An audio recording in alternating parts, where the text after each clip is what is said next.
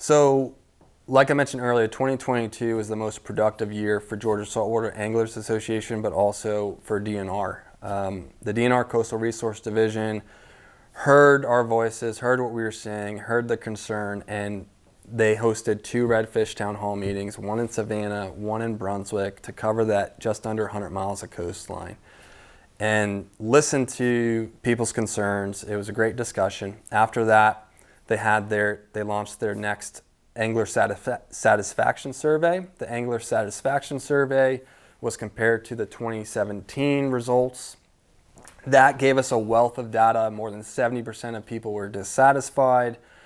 After that, they collected and aggregated all of that data and presented it in 2 Redfish public hearings.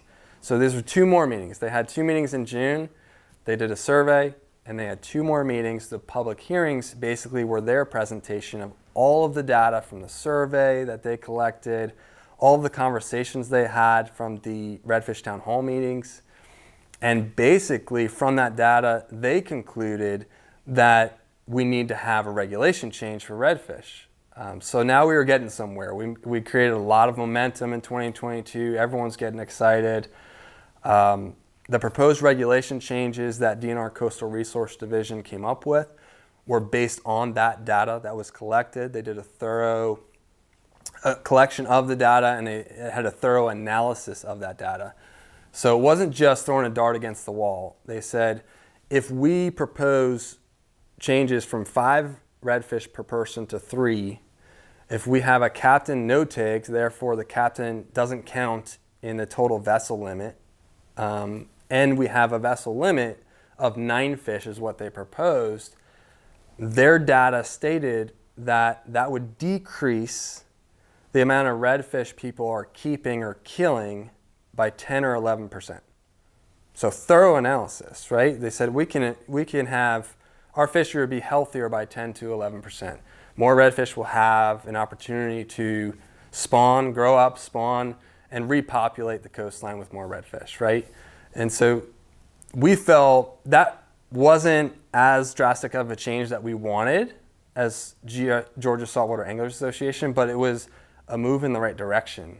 You know, for us, that's a huge win to see where we came from in 2021 with informal meetings and meetups, building momentum, to having formal meetings in 2022 hosted by DNR's Coastal Resource Division, and now increasing our open lines of communication together, having a better relationship with them and their scientists. It was a big victory. So all that led to us hitting the wall. Basically, when DNR, the next step they needed to do was have the DNR board meeting and present their new regulation, their proposed regulation changes to the DNR board and have a vote. And if that was put to vote and it was approved, that very next year, which would be early 2023, we would have had our new regulation changes. And that would have moved the needle in the right direction.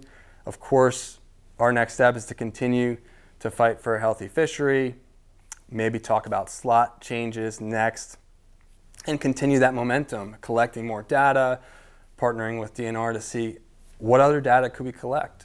How can we increase lines of communication further with our captains to learn more and work together to make more positive change. And that's been the full timeline. And unfortunate thing is politics got in the way, and they never presented the data. They never presented their proposed regulation changes at the DNR board meeting. That never happened because we had a legislator who opposed the changes write a letter to the DNR, basically had 5 other legislators sign on to that letter, and it basically put an instant stop to any proposals of regulation changes. Went into a holding pattern for a while. We kept in communications with DNR, and at that time there were whispers of the next step would be we're going to have a private meeting with the legislators, let them know everything that I just mentioned and discussed with you. Look at all the due diligence that DNR, Coastal Resource Division, Georgia Saltwater Anglers, captains, everyone has put into this. Anyone that took the survey, over 1,300 people took that survey. Look at all of this work. We're not just proposing this change for the sake of proposing a change. We're proposing a change because there was due diligence involved. It was halted by one legislator and still never presented to this day. So we were all ready to have a victory celebration, all ready to cheer and say, look, we've moved the needle, and unfortunately it didn't happen. And this is happening not just in Georgia fisheries, in fisheries across the United States and the world. Florida's dealing with it. Captains for Clean Water is doing a great job working on cleaner water for Florida. In all of their battles, they've had some great victories. Louisiana is dealing with this as well in their fisheries, so we're no stranger to it. We see what's happening in other fisheries. But ours was halted as well, and politics usually was what creates that halt of momentum. So unfortunately, here we are. Their next decision is they've publicly announced they're going to wait until a federal stock assessment in 2024. So nothing's going to be done until there's a federal stock assessment for our redfish fishery and our fishery along the whole coast, right? It'll not just be for redfish, it's for all fish. And basically to see, are we depleting them or we're not? Should we have regulation change or not? The thing is, they do the same studies that at the state level's doing. They're just doing it at a federal level. So unfortunately, we lose time. We lose that time. Our fishery, with the increased pressure, can continue to be depleted. And our worry now is we don't want it to get to a point of no return. And that is possible. If we get to a tipping point where the federal stock assessment states that there is a problem, which is what everyone is voicing right now, we've waited now an extra year and a half, and we just let the problem get worse. So could that lead to the redfish fishery being halted completely, closed, so that no one can pursue or keep any redfish? We don't want that to happen either. So, it's important to note, there's people on two ends of the spectrum here. There are people strongly opposed, and then there's a lot of people that feel that conservationists and anyone focused on sustainability wants you to keep no fish. And we're not in that area. Georgia Saltwater Anglers is right in the middle ground. We need balance in the fishery, right? We just want to be responsible with our resources.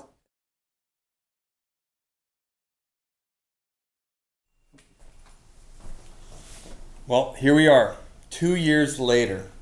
The federal stock assessment has come out, and it has proven what we already know.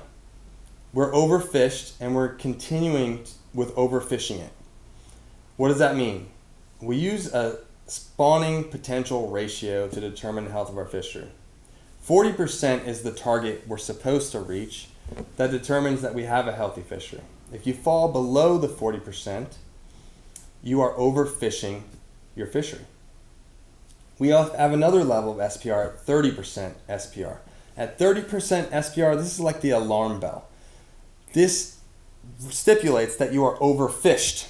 Not only are you overfishing your fishery, you are overfished. You've already reached the red line level. And you need to put plans in place as an emergency level to bring your fishery back. Well, that's where we are. We're not even just below the 30% alarm bell. We're at about 20% SPR, or spawning potential ratio. We're in a bad place. Now we have another barrier ahead of us. We waited 2 years for a decision. They have the federal stock assessment. Instead of immediately putting in place new fishing regulations to help our fishery, they're trying to change the spawning potential ratio from 40% to 30%. That means we no longer have an alarm bell. We no longer have a warning at a target level at 40% before we reach the 30% overfished level. That's why that's in place. 40% is the threshold or the target we're supposed to reach to recover our fishery and know that it's healthy again. What they want to do is decrease from 40% to 30%. That means our target is the same as our threshold and the warning level in which we're overfished. We have no time to put proactive regulations in place. We are immediately in a reactive position. We are in a much more detrimental place than that because we are at 20% SPR. We're 10% below that warning bell. That's why it's so important right now to help us overcome this next hurdle. You have an open comment period starting, it's already open now until October 1st, 2025, to voice your concern and say, for basically motion 3.3, we want that to stay status quo, no SPR change. All that states in the open comment is that you want SPR to stay at 40%. We want that warning. If we are overfishing and we pass 40%, below 40%, we want a warning before we reach 30% SPR, which is overfished already. So please use your voice. Go to georgiasaltwater.org. Click the link for open comment. Tell them for 3.3, you want that to stay status quo, no SPR change. Once we get past this hurdle, then we'll start discussions on what regulations will help us recover. At the 40% SPR level, we need 28% recovery. That means a 28% reduction in the current fishing that we have right now for redfish. 28% reduction. So we have to lower our limit per person, our creel. We have to tighten our slot as well to make that change and help recover to 40%. Hopefully that's the case. Hopefully we don't go to 30% SPR as our target, which is a much smaller recovery that they're obligated to make. We want them to make the full recovery for our fishery so that we can protect it for future generations. Thank you for your continued support. Visit georgiasaltwater.org to find out more information about this, educate yourselves, and let your voice be heard. Thank you.